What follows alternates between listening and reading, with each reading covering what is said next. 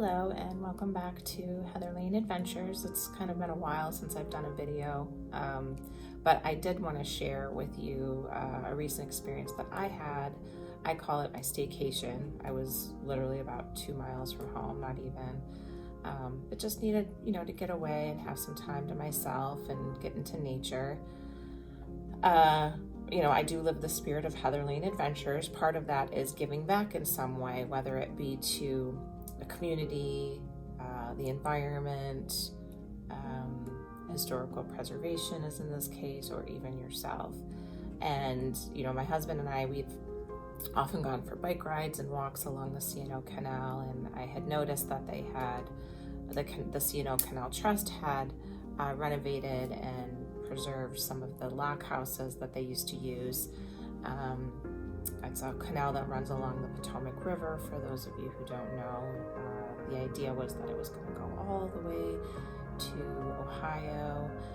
It didn't make it that far, but it was a running lock for a number of years, and they had these lock masters that would stay in the homes with their families to help the boats go through at a moment's notice. So these lock houses have been preserved and you can stay in them. Some are rustic without running water or electricity. The one I stayed in, Lockhouse 6, does have electricity and running water and is probably about 2 miles from Georgetown. So you can, if you have your bike, you can ride your bike into Georgetown and, enjoy the waterfront there. Also, very close by is Glen Echo. You can visit the Irish Inn for a nice meal, and also Sangamore Town Center, where there's a grocery store and a nice little French coffee shop. So there's a lot to see and do around the lock house that I stayed in. You can have your car, you can bring a bike, you can even bring a kayak if you want. There's a kayak training course right across from the lock house that you can enjoy, and many times people will bring their kayaks down and float along the Potomac.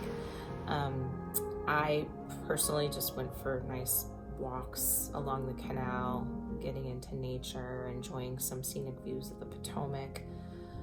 The trail, you could go all the way up to Great Falls if you wanted to. Like I said, it would be a nice bike ride or a longer walk.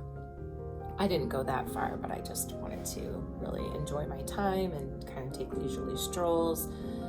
And then in the lock house that I stayed in, they did a nice job of making it like 1950s style. So there was even a 1950s playlist, so I could listen to the rock and roll of the 50s that I grew up with my parents listening to. And books to read. They had board games. It's actually a really nice, peaceful, relaxing place to stay, but also a lot to see and do. And I personally, when I go on my staycations, I just really need to reconnect with nature and myself, and I was definitely able to do that while taking in a lot of history. They have they have photos along inside the house where you can see how people used to live on the lock and learn a little bit more about it. I learned quite a bit that I had never realized, which made the experience all the more special for me and even connected me more to this really special treasure that we have in Maryland, Montgomery County and close by. So I would say that as far as staycations go, I would rank this pretty high on my list just for a unique experience, and having that really needed alone time. I will say this, that the Lockhouse 6, just so you know, it is pretty close to the Clara Barton Parkway, so you do get quite a bit of traffic. You also have the planes flying over the Potomac, so you get air traffic. So it's not necessarily peace and quiet. I would be interested in maybe checking out some of the lock houses further along that are the more rustic ones that don't have, civilization so close by. I probably wouldn't want to stay there alone though, so that was something I had to consider.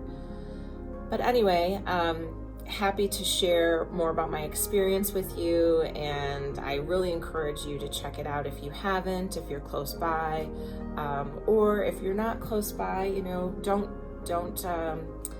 ignore the fact that you probably have some really cool things to explore in your own neighborhoods, and like I said, give back to that historical and cultural and nature preservation that we all should love and appreciate.